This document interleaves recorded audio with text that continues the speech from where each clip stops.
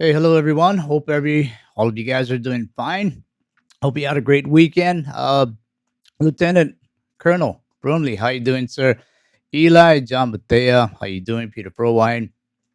Yeah, things are absolutely getting way too serious with what's going on. Um, well, it's not me deflating deflating the world, but anyway, Carrie Ellen Wilder, how you doing? Yeah, globalism is dead. I tell you what, I've been hearing more and more people saying that, and so I've been wanting to take a look at globalism and see what's going on with it. And after globalism, I mean, if it's dead, I mean, I think there are people cheering, there are people not cheering about that. But the thing is, what then comes after globalism? Regionalism, protectionism, whatever it may be. So we'll take a quick look at that. Um, will be I think Gerald Salente, there was no new trends journal. We'll be taking a look at a few things on Twitter and a few things from the Mike DiRienzo interview. Mike DiRienzo is from the Silver Institute. So we'll be taking a look at that interview and going over some things.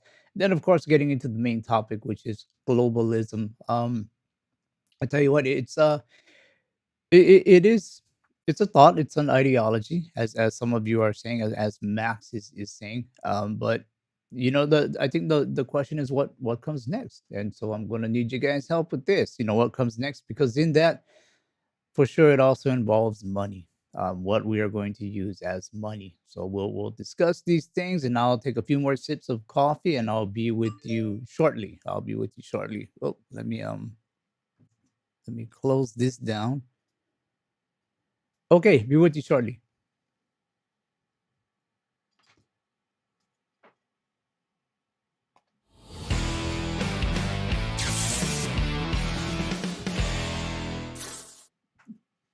Hello again, everyone. Welcome to another edition of Silver Bullion Television SBTV. I am your host, Patrick Vieira. And if you are new here, go ahead and type in new and where you're from, and we'll see if we can go ahead and acknowledge you. I'm up here in the right hand corner. Let's see who rose up to the occasion. Of course, John Batea, Peter Prowine, Eli, how you doing?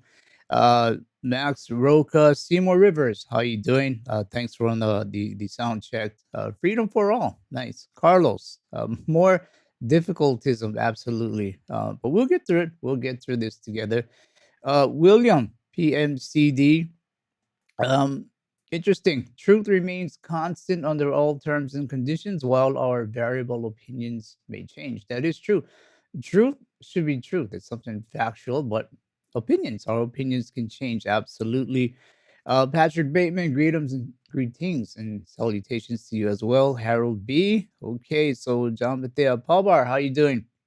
They're gonna trade in one. I haven't looked into that fully in depth, but I will. I've been hearing things about this as well.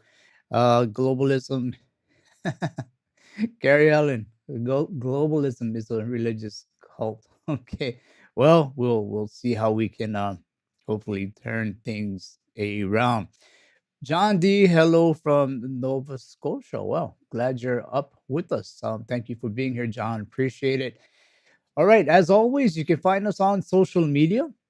Silverbullion.com.sg is our website. Here in Singapore, we do sell gold, silver, platinum, palladium. We do buy back gold, silver, platinum, palladium. We also store precious metals and soon to be other items. We do have our own vault. And so the good thing is, if you do choose to store with us, you are dealing with us. You're not going through any third party, which means we control the type of insurance that you have, because we're going to give you the best. We even have an insurance clause called um, uh, something disappearance. I forgot the name. Vincent, you can help me out here. Mysterious disappearance. Where that is, if we absolutely cannot find what happened with your item, it's insured. It'll still be insured, and we do have certain degrees of insurance there, or so I mean, absolutely do consider, if you're going to store overseas, do consider your jurisdiction, a place like Singapore, and of course your insurance. A lot of people, they kind of overlook that. Anyway, Silver Bullion SG is where you can find us on Facebook. Silver Bullion PL is where you can find us on Twitter.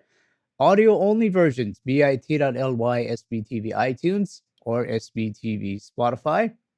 And then Crisis Tracker, if you have that Telegram app, go ahead and search Crisis Tracker, one word, t.me slash, and then search Crisis Tracker.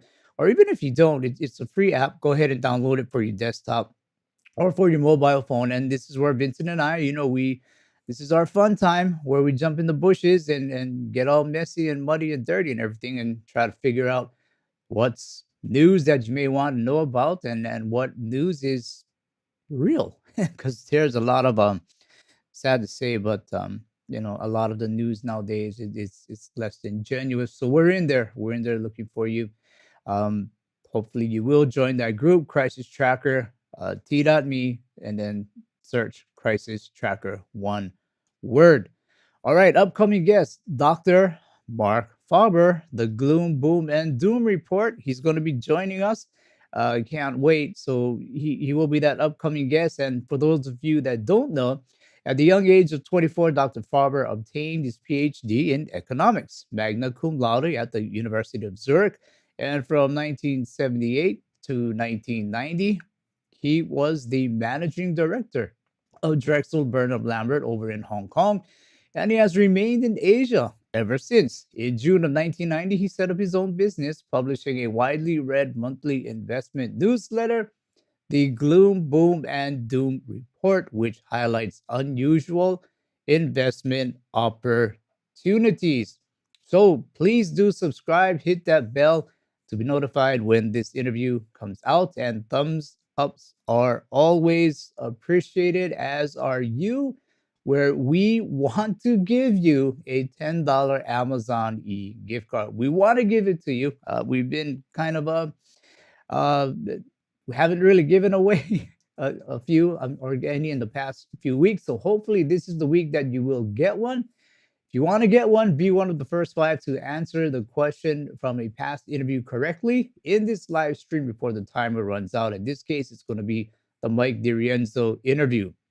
Now, US winners are going to be given a link to download the gift card. Non US winners can ask Amazon to exchange the gift card if not usable in their country, and provide us your email during this live stream. No other messages in the email. Let me take a quick look here.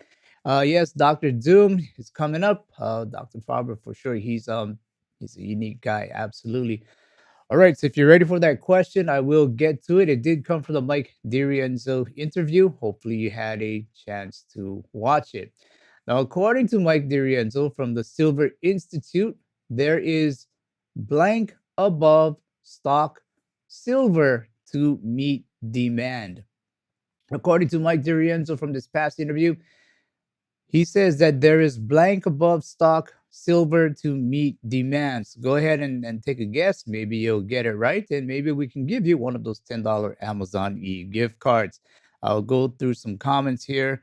Um, let's see. VK Travelog. I wonder if there are capital gains taxes if you barter in silver and gold. That's a good question. I think first of all, it's going to depend where you're at, your location. Let's see. Answers coming in. Harold B. Adequate. Little 49 fine. Little Peter Frowine. Nothing. Pabar. Not enough. Seymour Rivers. Little. Pablo Pina. Plethora. Joe Cantu the second. Hmm. I first time I think I've seen your name. Maybe not. Okay. Joe Cantu the second says plenty. Let's see what else is out there. Carrie Ellen Wilder, insufficient. Joe S. Mark Faber is really good. Appreciate that.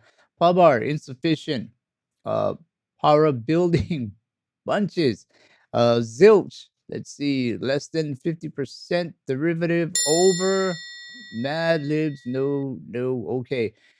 Okay, well, that's it. I will take three people. The answer was really enough. So I'll go ahead and take three people. And what they had was let's see, Harold B had said adequate. So we'll go with Harold B, adequate. The word was enough, but adequate is adequate. So we'll go with that. Pablo Pina, plethora means there's a lot. So I will take that, meaning that there is enough. Joe Cantu the second says plenty. I will also take that as enough. And I think that will be it. We'll take these three. So with that, hang on, let me put that out there again. So Bitson can go ahead and see this. And what we'll do is we'll send you the gift cards after the live stream. So Harold B, Adequate, Pablo Pina, Plethora, and Joe Cantu the second says plenty. So those three will be the winners. And just to make sure, we're going to go ahead and revisit Mike DiRienzo's interview from the Silver Institute and see if that is indeed what he said. Right now, I think there are enough above ground stocks to meet the demand side of the equation. I think down the road, as countries continue to rely on less on fossil fuels and they attempt to shift to greener technologies, I think this poses significant challenges to not only silver, but to other components as well. When you look at base metals, when you look at rare earth metals, when you look at others, any metal that's used in industry is facing some issues going forward, and silver may be one of those. If you look at what the World Bank has put out recently in 2021 with respect to the demands of metals for a greener environment, I think it poses some significant challenges to silver. But I also believe quite strongly that the miners are equipped to address this demand. All right. So the big man at the Silver Institute, Top Dog, says enough above ground stock to meet current demand. That's what he said. And he said the green movement will bring challenges to supply. And he also says miners are equipped to address demand going forward. And I had some questions in my mind when he said those things, but do you think miners will be equipped?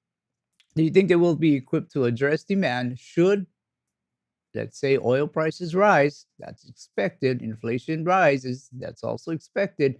And government regulations and restrictions rise. That's also expected. And the gold price goes down. So these three things come into play, and then you have a low gold price. How do you think the miners are going to do? Will they remain equipped to address demand? So that was a question that I had, but I wanted to let Mike go ahead and run through his comments in full context. So what do you think about those? And a message from Vincent, Harold B, Pablo Pina, Joe Cantu the second. Congrats. Please email us at sbtv@silverbullion.com.sg so we can send you the Amazon gift card. All right. So congrats to each of you. Now I'll take a look. Mr. Nguyen, that's a good question. Miners equipped with capital or infrastructure? That's a great question. One thing we've always said, and I think this is well known, when you invest in miners, you're investing in management. That's the bottom line, guys. Whatever the metals do, that's one thing, but you're investing in management. So if you are into miners, you need to absolutely know the company you are investing in, the management. Don't only think about the metal, think about the management. Another clip, Mike DiRienzo. We believe 2022 will be very strong on the demand side. Last year on the demand side, silver categories increased in every sector, including photography, by 3%. And in 2022, we think this year's growth will be broad based. And we expect gains for most key demand components. And we expect the global total to increase by about 11.5% to about 1.17 billion ounces. And leading this, of course, will be industrial demand. And we think it'll establish a new record high in 2022. And the reasons are there are ongoing improvements in the global economy, and that'll give silver industrial applications an additional boost. And that's going to mitigate near term headwinds from supply chain bottlenecks. We think that silver supply is expected to rise by about 2.3% overall to about 1.021 billion ounces. And the main contributor is silver mine production, which is forecast to grow by about 1.8% to a 3-year high this year. All right. So, Mike DiRienzo, I think I might have a typo there. 2022 demand side will be strong. Global total will increase to, I think he said, well, okay, 11.5%. That's correct. Leading silver demand is industrial demand. So, what do you think about those three things? 2022 demand side will be strong. The global output will increase 11.5%, or total will increase. And leading silver demand is industrial demand. What do you think about those three things? Now, he says there are ongoing improvements in the global economy, and that will give applications an additional boost. Though, would it be fair to say then if the global economy slows down, industrial demand for silver slows down? So, what are your thoughts on those? Let me take a look at a few of the comments here. Um, XJ, the good producers will be fine. The explorers, however, will be in a vulnerable position unless they are very well capitalized. That is true. We've been hearing miners telling us for quite a while that explorations, there's not enough going into exploration. So that's a good comment there, because even if they do find things, it takes years. It takes years, a decade. Some people have even said, before it actually can come online. Carrie Ellen, while their miners will be forced out of business, they are about to face the perfect storm for mining. That's that's a thoughtful comment. My opinion was, I've always had a concern where, as metals become more and more precious, which they are, uh, you may perhaps see government nationalization of mines. What if we see something like that, where governments take over? You see something like state actors, where they come in, let's say, posing as a business who wants to buy up, supply, but they're really a nation behind that business. State actors. So, these things, they do come into play. Paul, miners won't mine if they can't make a profit. Therefore, the price has to rise to meet demand. Interesting. When I talk to some of these guys, they say that they really can't shut down. It costs them more to shut down than to keep mining at a loss. So that is a good comment. We'll just have to see how things pan out there. So let me play one more comment from Mike DiRienzo from the Silver Institute. Obviously, silver is the best component for a PV solar panel. And even though the prices have been weaker since then, thrifting of PV loadings still continues. But manufacturers, while they try to put in other components, copper or others, for example, they always go back to silver. And the reason is because of its electrical conductivity. And the other issue is because it lasts longer. You don't want to be exchanging these things out every 2 or 3 years. These are built for 20-year platforms, and that's the reason why. So we think that silver loadings in PV will definitely continue. But with respect to the question of elasticity, manufacturers will continue to attempt to thrift, as they do with all components, all metals. But when you're looking at silver's use as a contact, when you're looking at silver's use in PV, it'll continue to thrive. All right. So Mike continues on by saying silver is the best component for silver PV panels, and silver in PV solar panels may last ballpark 20 years. So there is quite a bit of longevity to these panels. So true, silver will be used in new technology. However, because the amount of silver may be maybe grams, it may not be that much, or even less than grams in a variety of products, a rise in the spot price will not necessarily cause manufacturers to run out and start buying up silver stock or silver supply. So I'd like to know your thoughts on that. And this is true because in a lot of items, keyboards, whatever it may be, there's not a whole lot of silver going in there. So even if there was 1 gram of silver in there, and silver went up, it would need to go up $30 before that 1 gram of silver became before it would go up in price, because there's 31.1 grams to every ounce. So you would need silver to go up quite a bit before you'd actually see it, the product price going up because of the silver components. So anyway, what are your thoughts? Let's see. Harold B, we got your email. Pablo Pina, we got your email. Joe Cantu the second, we're waiting for your email, sbtv@silverbullion.com.sg. Uh, Vincent chiming in, I don't agree with some of Michael's views about supply and demand. Vincent, I felt the same. I felt the same, but as I mentioned, I wanted him to give his full context of why he felt that way. Um, a lot of people, a lot of people actually feel that same way. So I was kind of hoping to get a little bit more out of Mike, but I guess he was on the cautious or optimistic side. So fair enough, fair enough there. Let's see what else is out there.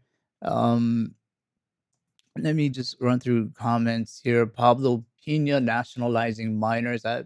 It could be, it could be a possibility down the road, especially if you see state actors buying up mining supply. You're going to have to see a government step in and start to maybe take over in some ways. Let's see what else is out there. Okay, all right. I guess we're doing good. So would like to know your thoughts on this. And moving on, no new trends journal this week, so can't report on anything from the trends journal. So we will move on for our weekly inflation yields update again. CPI, the red line, it measures inflation, the red line on the top. And the yield curve below shows the duration and interest rate of the bonds. So, key points to remember here: an incline to the right, as we see here, it's inclining and going up to the right. It means economic expectations are good. If we see it flatten out, economic optimism is falling, even failing. And of course, if it inverts, it's a sure sign, almost a sure sign for a recession and definitely a bear market. So here we go.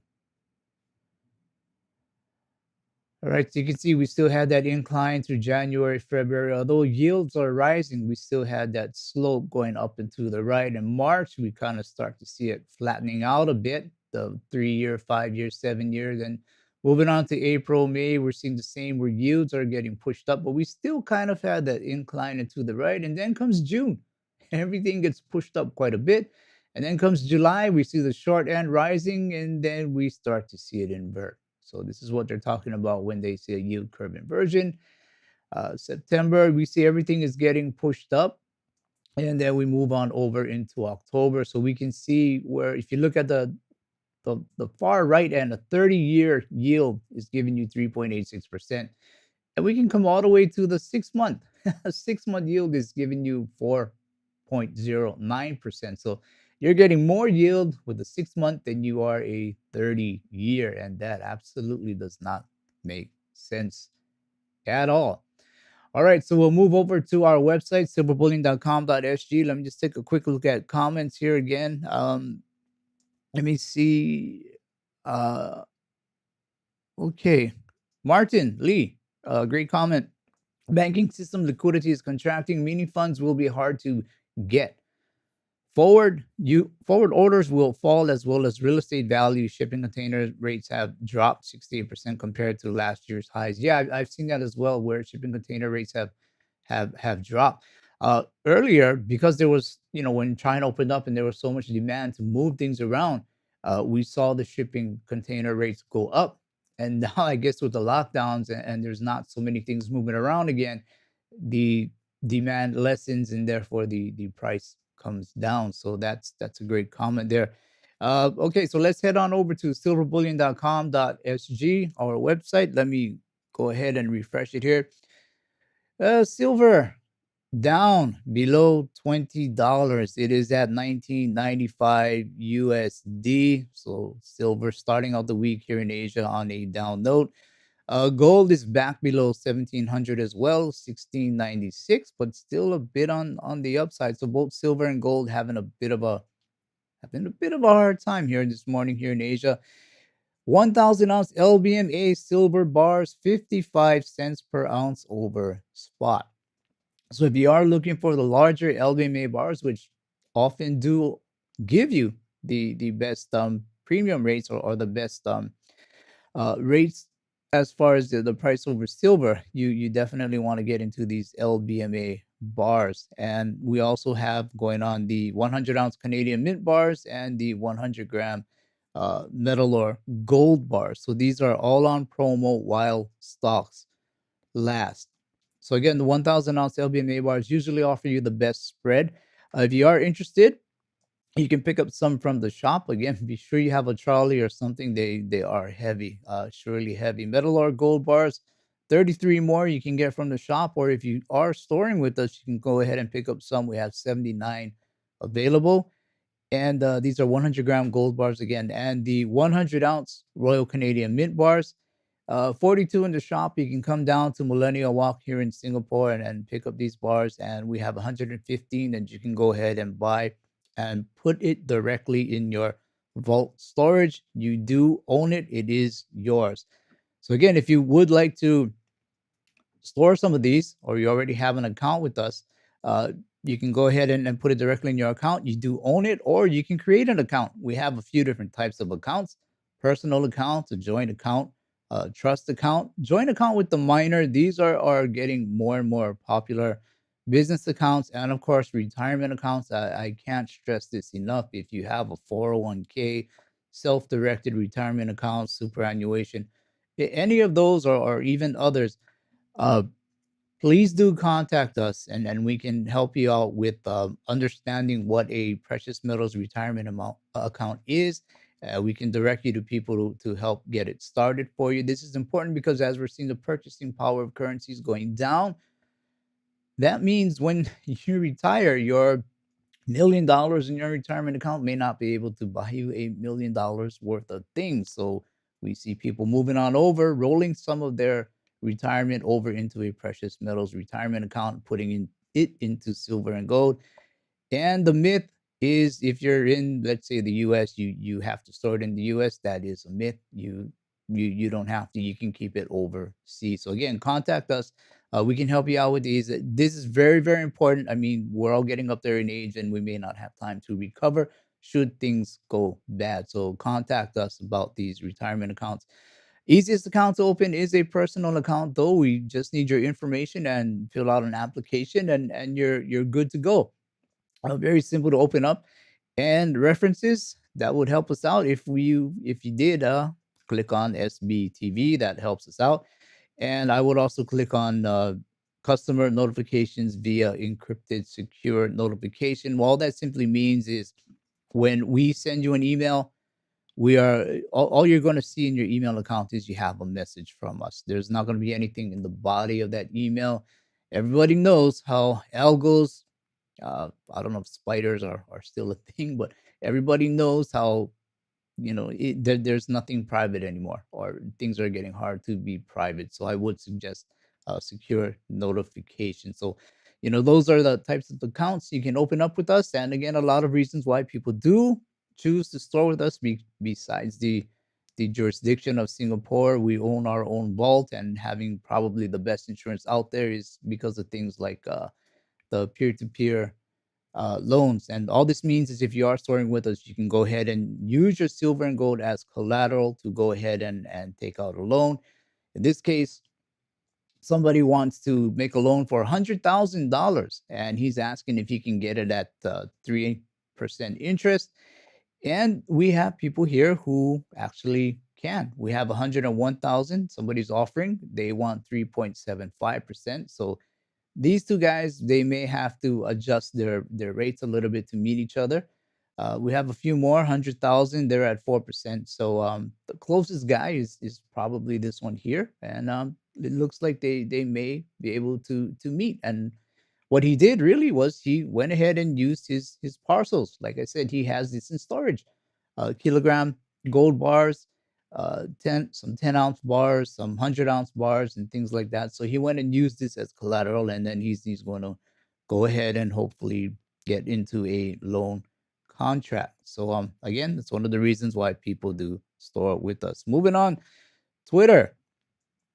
I'm 17 and have been stacking since May. Any advice, or should I just keep on doing what I'm doing? This is important because we are seeing a youngster, 17, starting to understand about silver, probably gold as well, and he wants to know what to do. And these are it's really what it's about when you see the younger people who are understanding what sound money is. So if you can, when you come across young people asking, give them the best information that you can. It's very important. From Wall Street Silver, the fuel crisis in France have caused huge lines to petrol stations in and around Paris. So we're still seeing these energy price crisis, fuel crisis going on. Silver, Silver Babe got silver. Can you imagine if the mainstream media treated silver and gold the way they do for cryptos? What would the price be? And this is kind of true because you rarely rarely if ever seen mainstream media giving gold and silver some love. They go from financial to cryptos, and they will jump over and skip gold and silver so many times. If not always. So, again, financial news media. You really gotta watch what they say and try and digest it and see if it makes sense to you. Rafi Farber, yesterday Britain, today Germany, tomorrow the US. Global margin call hits European debt markets. I saw this come out. I got to read it a bit, but I think, with what we saw going on in the bond markets in the UK, these things were bound to happen. Bob Coleman, analysts say that much of the precious metals feeding Asia's appetite is coming out of the vaults run by the CME Group, which backs the comics futures market in New York. Now, this is kind of interesting because I came across a report the other week saying how I think it was the bullion banks or the refiners, not sure which one, they were diverting metals going more to countries that will pay higher premiums. So I read this somewhere. I got to dig it up. And then I also heard through the grapevine that more metals were going to the Middle East. So maybe that's a reason why it's getting a bit tougher for some maybe some shops back in the West to restock. So I've been hearing that some of these shipments they've been going more to the Middle East. So kind of interesting. We'll see how that pans out. Rob Keynes, are you able to find silver? What premiums are you seeing in your area? What premiums are you seeing, guys? What premiums are you seeing? I'm curious to know because uh, I'm hearing it varies quite a bit. So I'd like to know what you're seeing out there. Lynette Zhang, I hope you hold physical gold. Fears of a recession have roiled corporate credit this year. Investors have pulled cash from debt funds. Returns are negative, and fewer risky borrowers are coming into the market. All right, so maybe I'll end Twitter there. I just want to look through a few of your comments, and then we're going to head on over to the next topic or the topic of the day, where globalization is dead. Excuse me, guys. So I want to just take a look at some of the comments. Pablo Pina, yes, smart 17-year-old. You gotta take care of guys like that. They're few and far between. When they're coming in asking about some money, very, very bright future ahead, I would say. Definitely for sure. Let's see what else is out there. Um, okay, hang on. Let's see what else is out there. Okay, Pablo Pina, premiums are insane, very high. What are you seeing out there, Pablo? But yeah, I see them. I see them. They are rising, and I have to pay them as well. I'm no different from any of you. If I want to get some silver, I realize the premiums that are out there. Gold is not as bad. The premiums quite a bit less, substantially less for gold than they are for silver. But I see them, and like I say, I pay them just like you do as well. So let's see what else is out there. Vincent chiming in. Pablo, physical market flexing muscles against paper price. That is true. I think, as we all know, the spot price, more or less, we could say it's a futures, it's a paper trading price. It's not really a true reflection of supply and demand. I don't think so, anyway, in my mind. Um, Again, the premiums are telling us that silver and gold, they have a different value than the spot paper trading price. So what say you? What say you? Okay, so moving on. Next topic, or topic of the day, I should say. Globalization is dead, and it's because I've come across a few people saying globalization is dead. I think one was Ray Dalio, Christine Lagarde, and so I wanted to look into this. Is it something we can be happy about? Globalization is dead.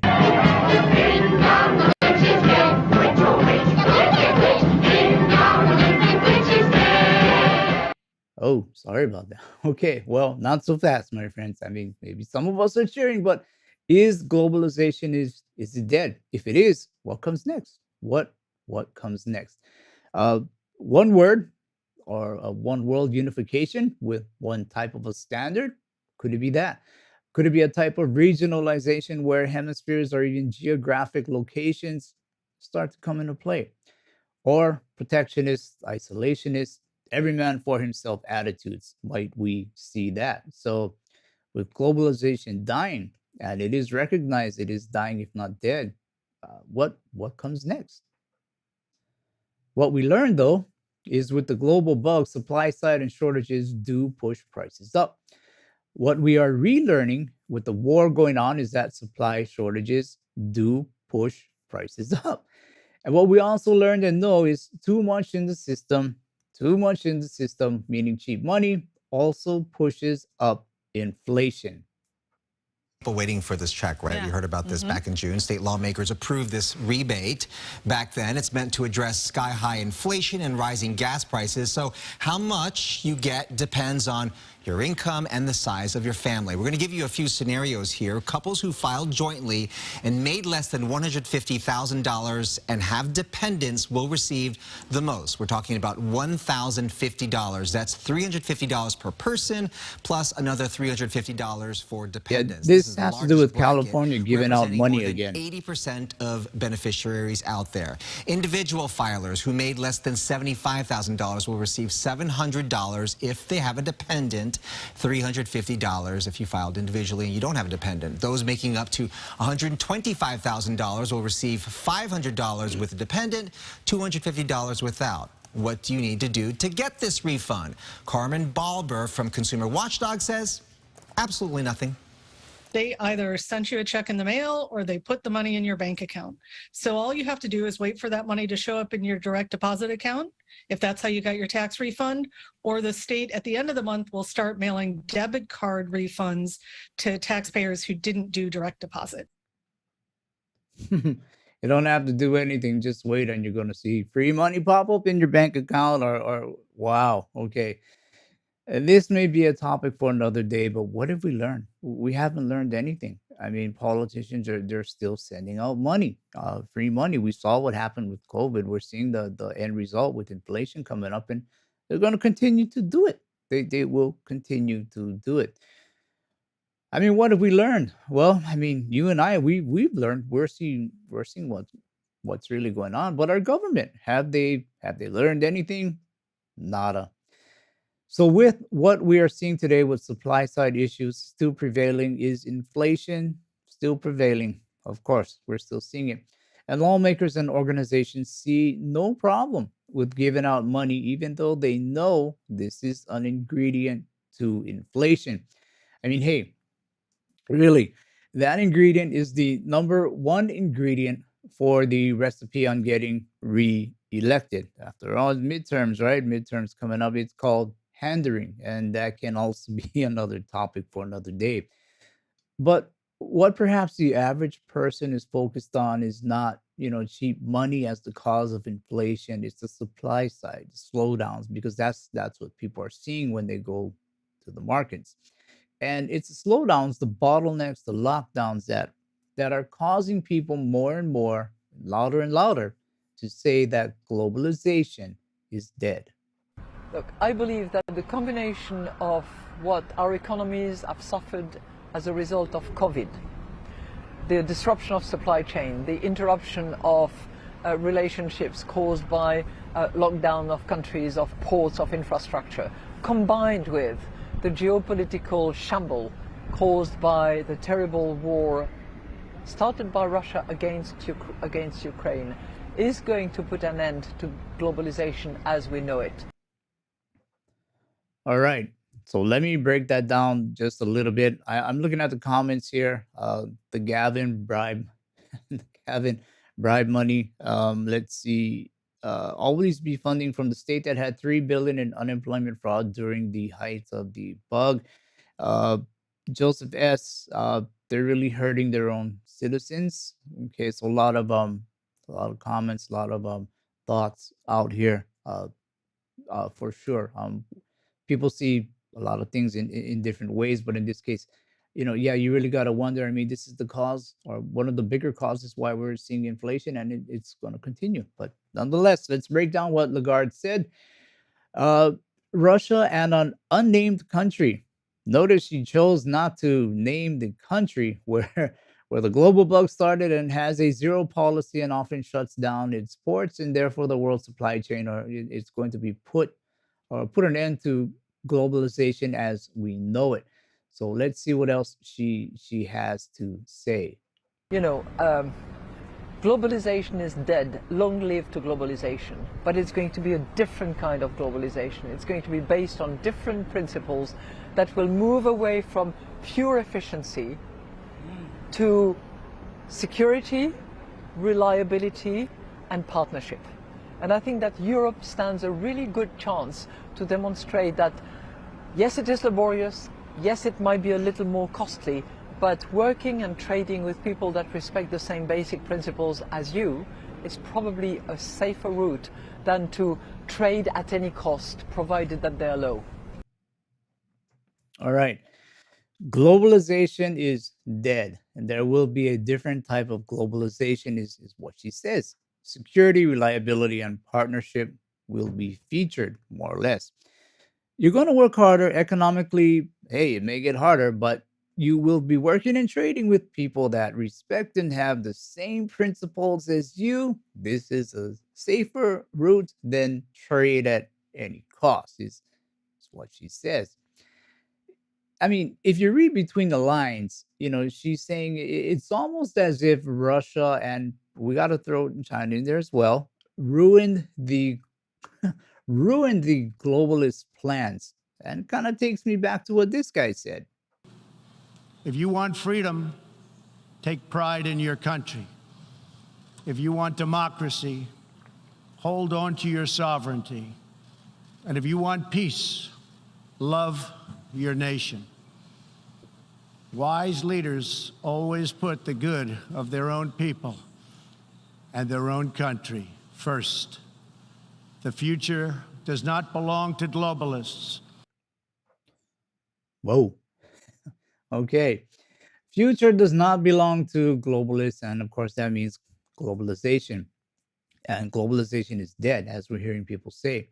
Now, not my words, but it is the equation, or it's in the equation as we look forward to try to understand, the crossroads we are at. Because as we go down the path of this fork in the road, there might not be a way to turn back if we ever realize, hey, we made a mistake. And of course, the mistake, or one mistake, or what central banks are doing, or have been doing, right now they're aggressively raising rates, raising interest rates. And lo and behold, we are seeing the United Nations and the IMF calling on central banks to slow down. And that can be a topic for another day as well. IMF and the UN are asking central banks to slow down.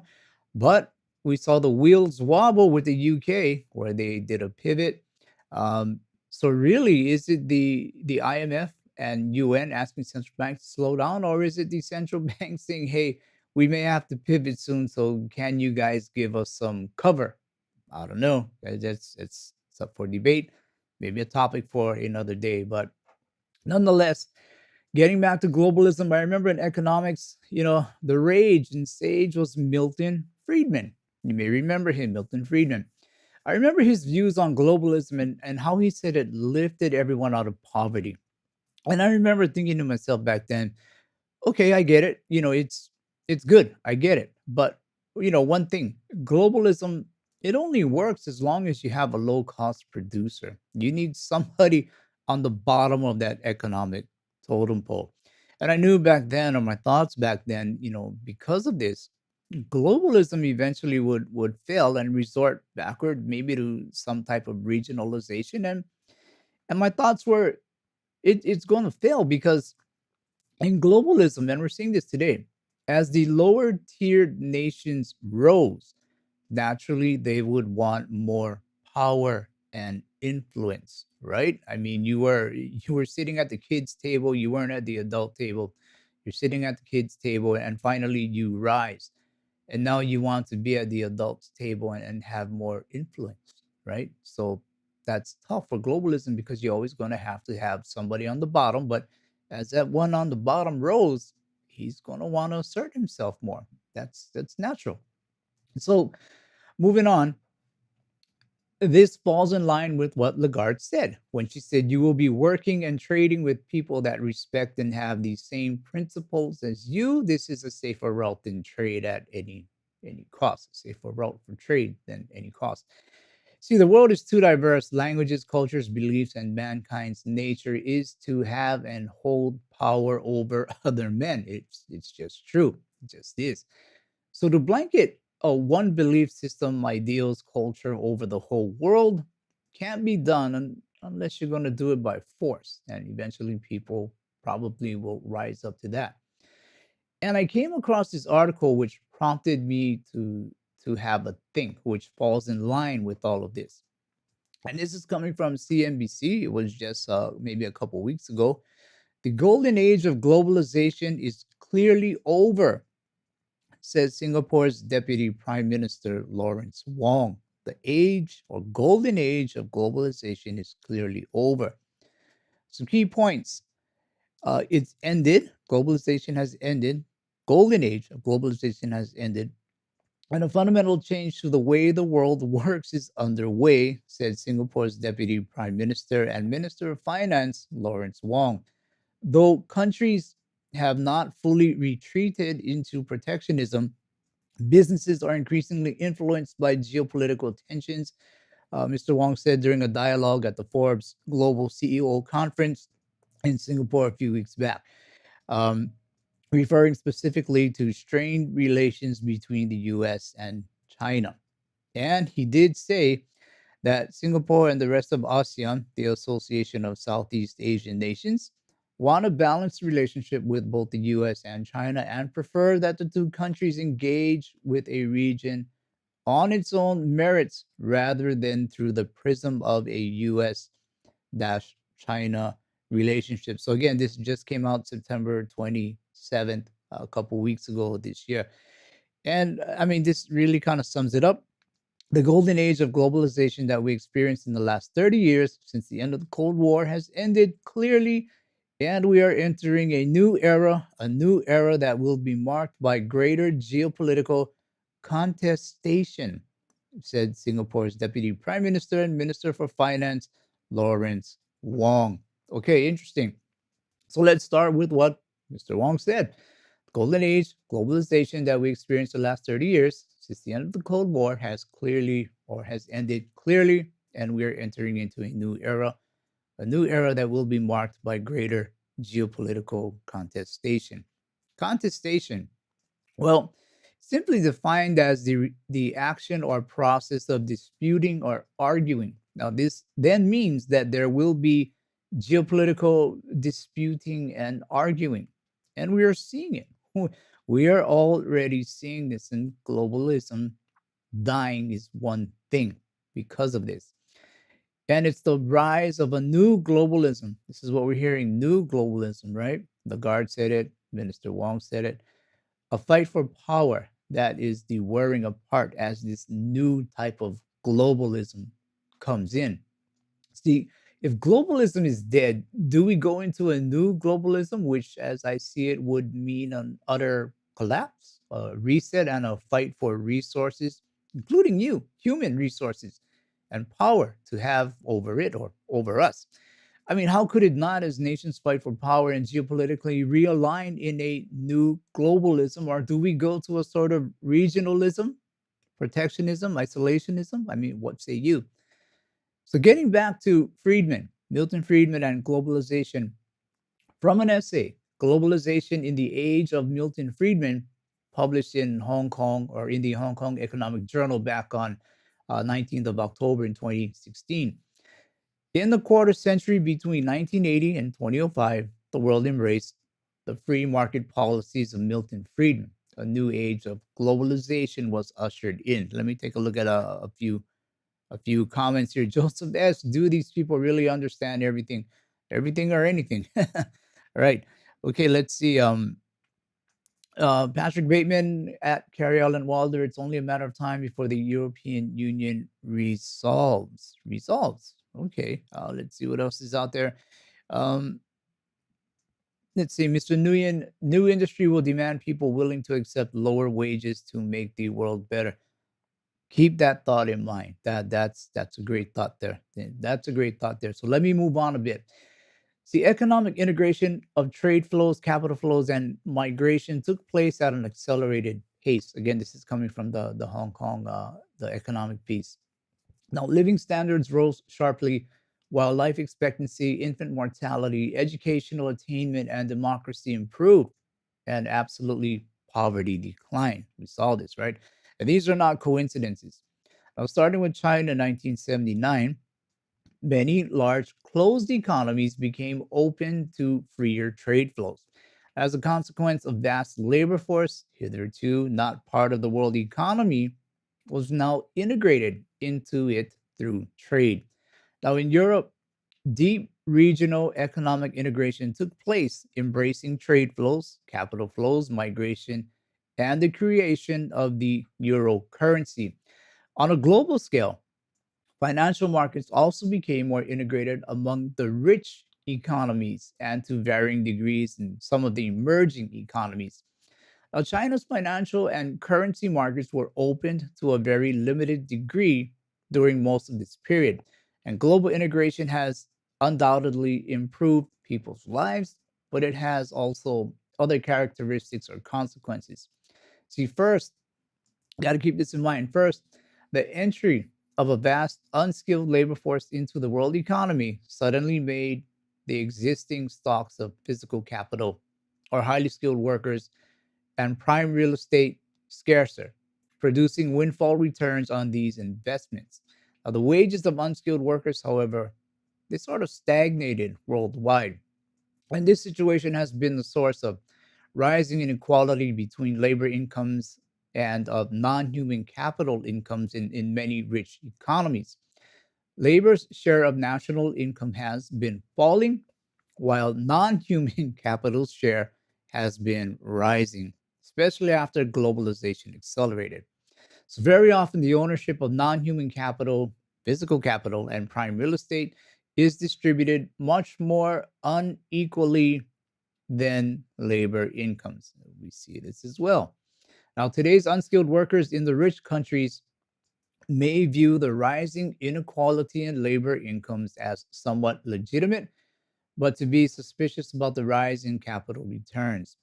Now, this they may easily conclude is evidence that globalization appears to work only in the interest of elites. So again, that was coming from that Milton Friedman article that came out in the Hong Kong economic periodical. So what we see today is the global bug of the 2020 caused us to realize we cannot, should not source everything to more or less a single low cost producer. And currently we are seeing elites, or at least elitist countries, trying to grip power and hold it from getting to that low cost producer who has risen. This is what I talked about. They were, basically, I mean, I'll just say China was at the kids' table. They weren't at the adults' table, but they have risen. They have a place at the adults' table. They want to join in the conversation. They want to have influence, and rightfully so. I mean, let's be real and fair and open-minded about these things. Rightfully so. So this is causing geopolitical tensions as the weaponization and destruction of currencies and trade and have found their way into an accumulation of resources, commodities, and a realignment of allies is on the way. So where do we go? Regionalization, perhaps? I mean, do we take a step backwards and go from globalization to regionalization? Well, an international region can be broadly defined as a limited number of states linked by a geographical relationship and by a degree of mutual interdependence. And one of the difficulties in dealing with any region is the problem of delineating its exact spatial borders, right? So, although many regions are denoted by obvious geographic or cultural boundaries, there is also some arbitrariness in their definition.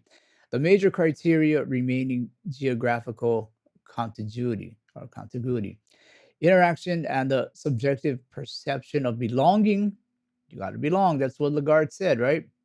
To a distinctive community and having a collective regional identity. So, in addition, bear with me now.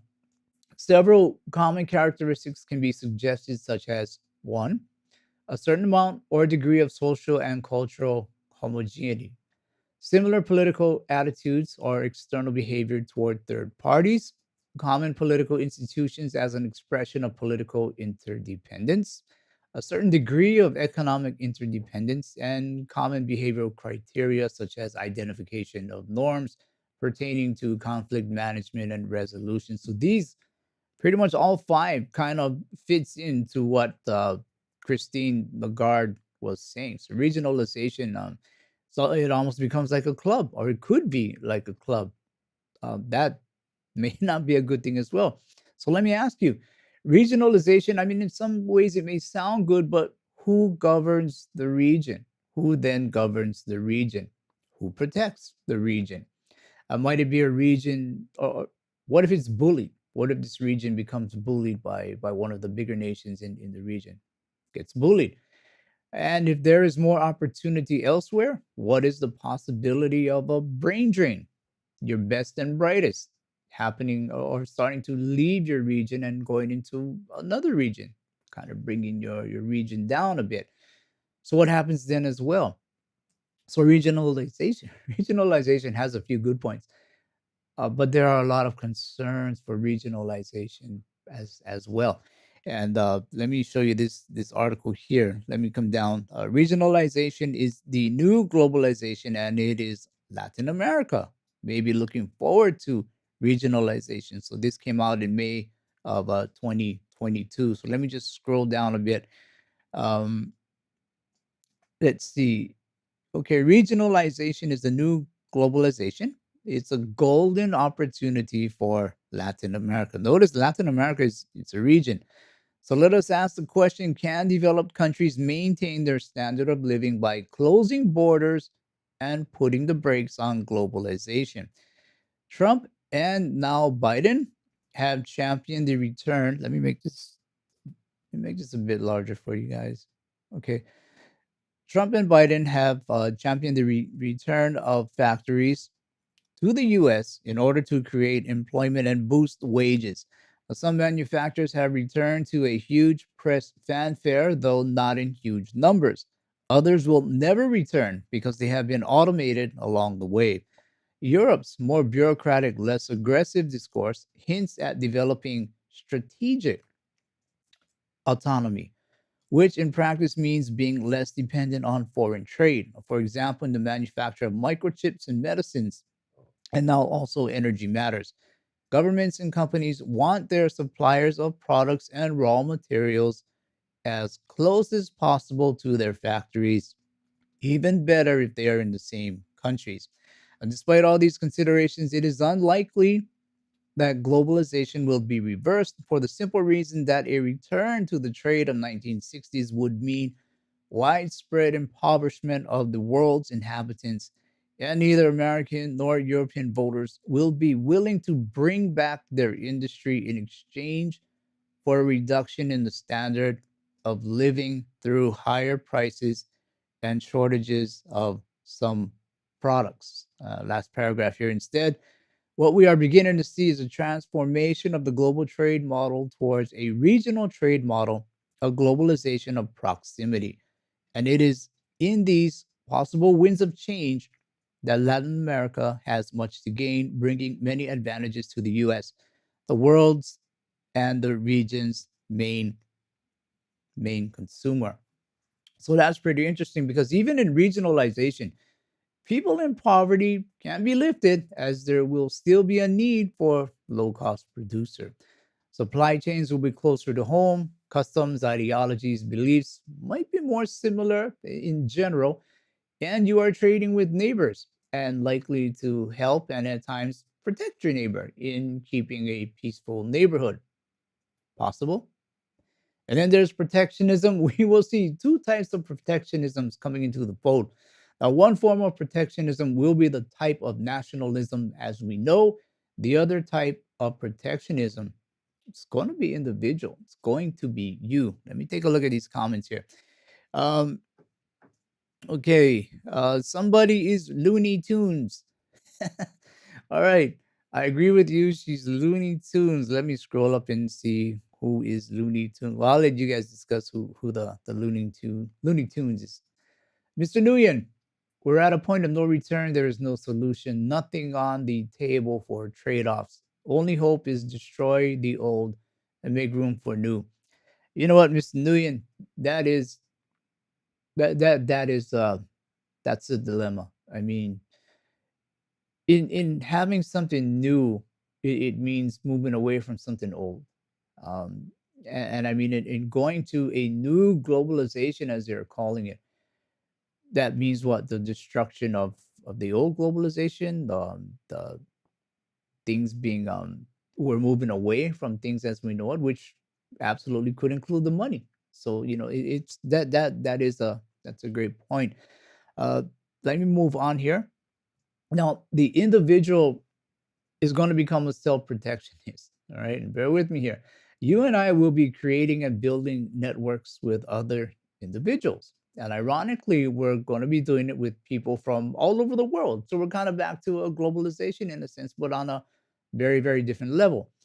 Think gig economy. Now, today's youngsters, they're internet savvy. The internet, mobile phones are the tools of their tools of their trade. And ironically, in a gig economy, a true protectionist economy, it is because it is about your individual survival, you and you alone. Now, you may find yourself reaching out to people all around the world. So that's a difference where it's like a globalization, but stressing the I in globalization, where we're going to have to be reaching out to people all over the world. And of course, you're going to be a bit of a protectionist about it. Here's a newsflash. People want to connect. It's wired into us. And the technology every month makes it easier to connect. Girls just want to have fun.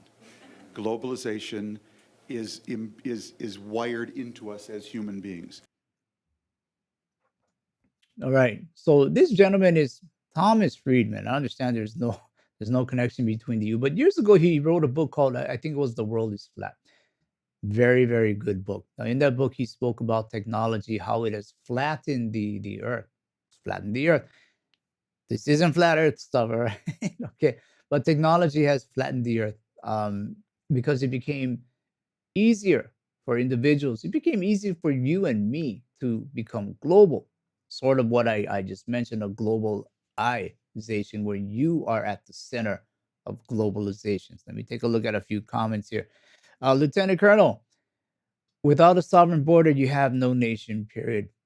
That is true. I mean, if you have no border, how do you have a country, right? I mean, I think if you if you want a country, you do have to have borders, absolutely, and you need to take care of what is in or what are in those borders. Let's see what else is out there. Um, Let me run through the comments here. Um, let's see. You guys, hyenas, huh? All right. Okay. Patrick Bateman clearing up resolves to dissolves. Okay. Let me just scroll down a bit here. Um, yeah, Joseph S, you're welcome. I mean, like I said, I think this is important because if these people at the top are saying globalization is dead or globalization as we know it is dead or dying, uh, then that means something else is going to come up. And what is it? What is that thing that is going to come up? Can we control it?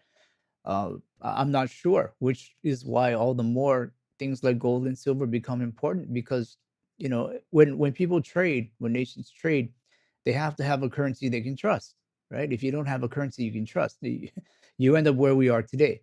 And unless you have something like a currency that you can trust, sound money, then it can resolve things perhaps a bit more advantageously for you. So this is why we're kind of discussing this. But anyway, This was Thomas Friedman. So I don't think he's related to Milton Friedman. Let me play one more clip from him. What the world is flat was about was a very simple proposition. If you look at the sweep of history, to act globally, historically, you needed to be a country. Spain, discovering the New World, Vasco da Gama. Then, beginning with the Dutch East India Company, you actually, to act globally, you had to be a company, at least, or a country. What the world is flat was about is that we had created a platform, a global economic platform of technology and a set of rules that for the first time in history enabled individuals to act globally. That was the core claim of the book. So when I said the world is flat, I wasn't saying we're all equal. I wasn't saying, oh, borders are going to disappear. That was somebody else's book, not mine, okay? What I was saying is something really big happened. For the first time in history, you can now act globally. You can reach farther, faster, deeper, cheaper, in more ways and more days, around more themes and subjects for less money than ever before as an individual. And that's what's new here. Yeah. Are you, when I saw that, man, I was like, yes, exactly. I mean, you can empower yourself despite everything going on. You can do it. You can empower yourself. I mean, you can turn things around. Just be honest with yourself, of course, and keep your head on a swivel, as I always say, because you have to see almost everything for better or for worse. You got to take it in. But with what Mr. Friedman is saying, the future for the globalization, it's incredible. We can do and be so much more. But it does come back to sound money. I'll get back to that in a bit. Use these same tools that are controlling you, caging you, locking you up mentally, and it can offer you an escape and it can rebuild you. You can go anywhere in the world on your phone. You can reach out to almost anyone, a new supplier, whatever it is, start a business, whatever it is, create a YouTube show, whatever it is. You can reach out to anyone, anywhere in the world. And this is powerful. You can use it for you instead of being afraid of what or how other people may use it against you. Use it for you, turn it around. One of the tools that has caged and enslaved our minds, it's money. It's money. We have to understand how powerful money is, and not from an I can buy the world perspective, but from how the world has bought you, that perspective, how the world has bought you, has bought me. It's bought you and me with fake money, paper and digits created from nothing. We let it buy us. We did.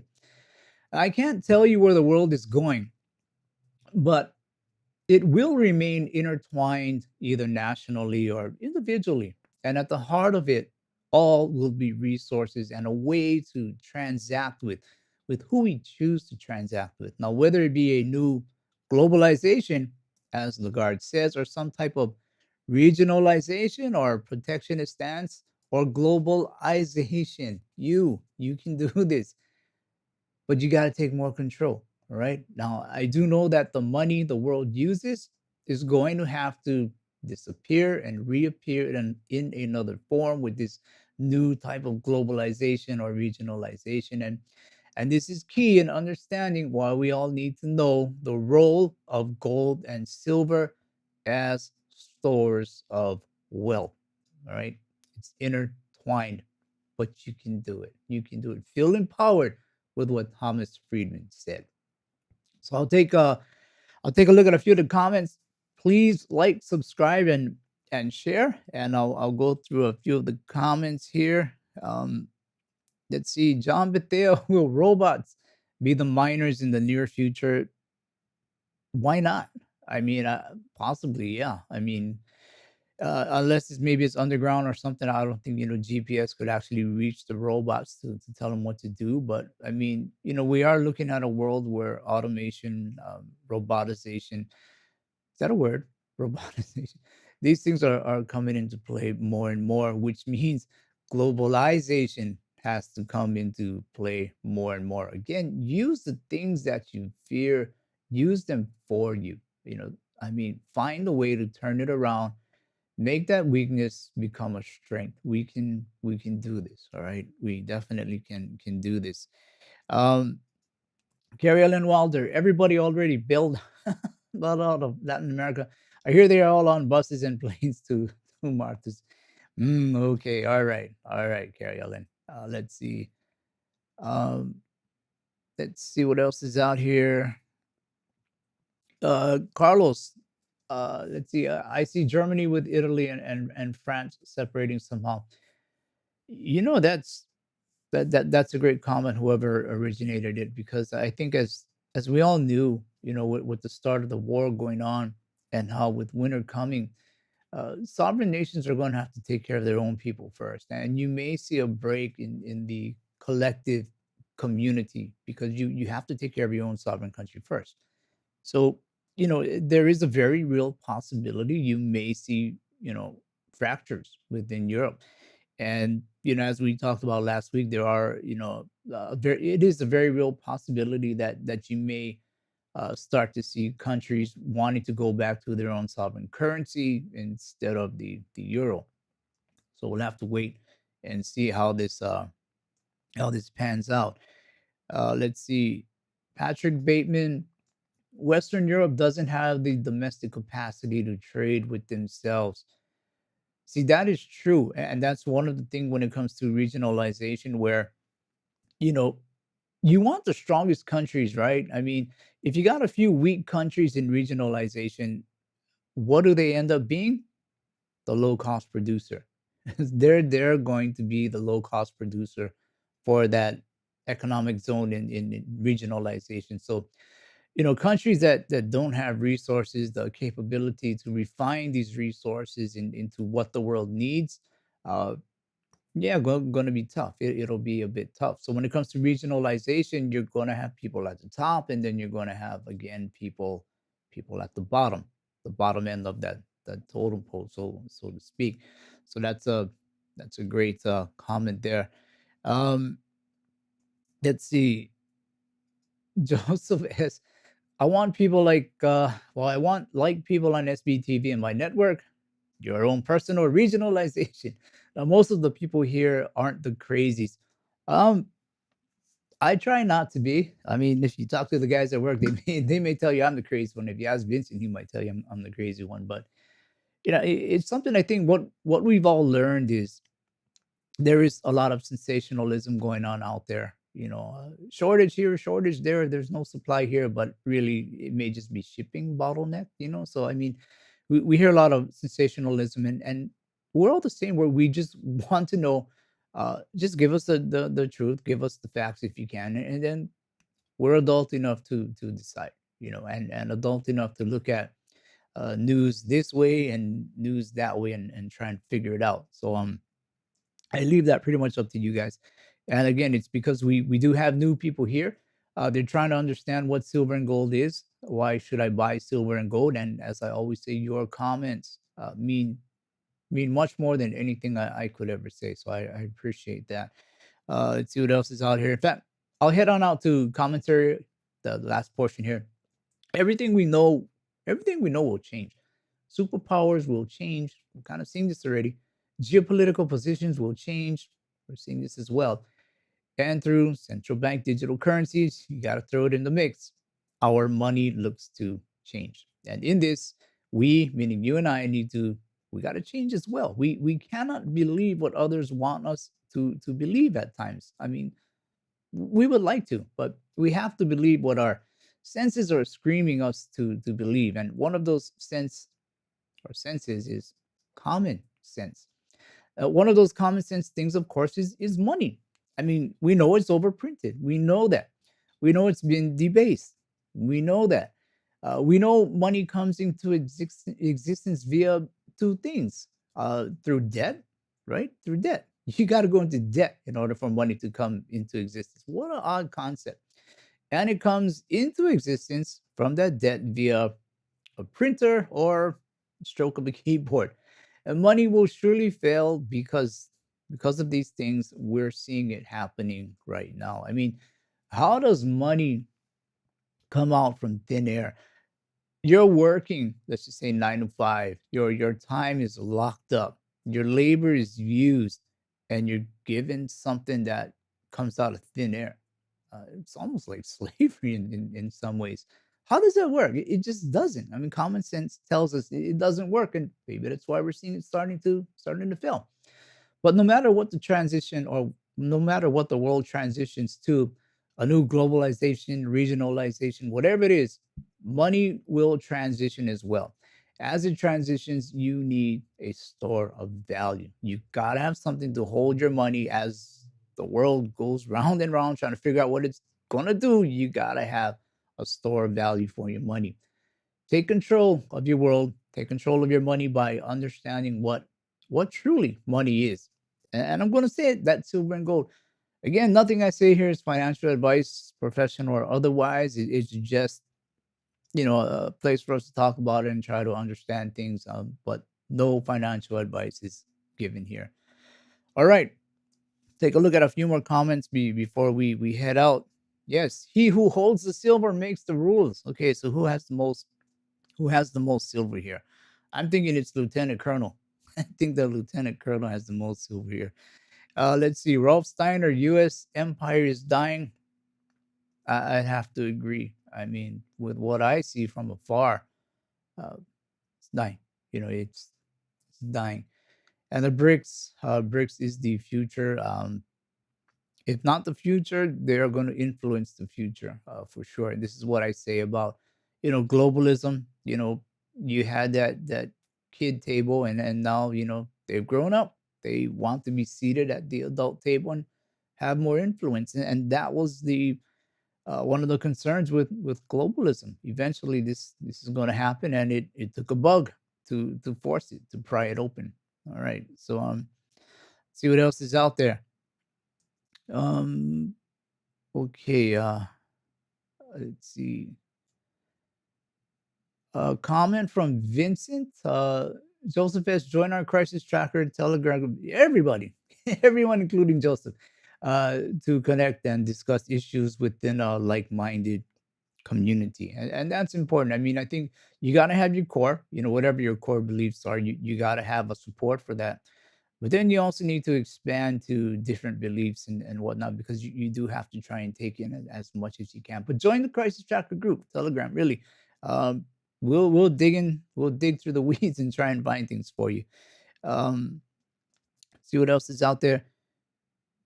Mr. Nguyen, yes, local economies will flourish once they recognize local need and demand. Societies are recognizing the age of abundance. It is. It's over. Globalization is over. Start making tools locally. That's a great point. Start from the inside out. Start from the inside out, meaning start with your neighbors, locally, things around you, and then maybe progress to things that are a little bit more outside of you, and then to things that are a little bit more outside of you. And when you come down to these things, this is why I say, for those of us who do think we will use silver and gold to maybe barter or buy these things locally or regionally, and it may be a good idea to have some of your metals in a, let's say, a gold backed token, like cash, like cash gold backed token, CACHE. The reason being is because if like I say, if I'm in Texas and the person I want to trade with is in Vancouver, let's say, and he'll accept gold, and I have gold and I want to give it to him, but am I going to risk crossing however many states there are, 5, 6 states, to get to Vancouver, and then an international border on top of that? Am I going to travel with my gold all the way there? Um, don't know. But with a gold back token, I can easily send it to him. He can easily verify that the gold is real, because we do make sure everything is real. And then you can go ahead and transfer it to him. So, it may be a good idea to have 5%, maybe at least, in of your gold, into some type of a gold back token that you can trust and is real. We can help you with that as well. Few more comments here. Let me see. Yeah, an influencer money is absolutely Pablo Pina. William PMCD, the wealth of nations includes the values contained in our opinions. I guess you could say that. I mean, because you are the one that ultimately is going to say something is valuable or not. So yeah, I'd agree with that, for sure. Okay, so I guess that's about it. Just looking at the comments here. Yeah, Vincent chiming in one more time. You need the Telegram app, and then you can search t.me/crisis tracker. And again, Vincent and I will dig through the news and try and find out what's real, what works. So I guess with that, we'll go ahead and wrap it up. Let me just go through the comments here again. Um, Okay, so I guess we're good. Appreciate the comments that you guys have given. Um, okay, so I guess we'll wrap it up there. Um, again, I appreciate you folks being here.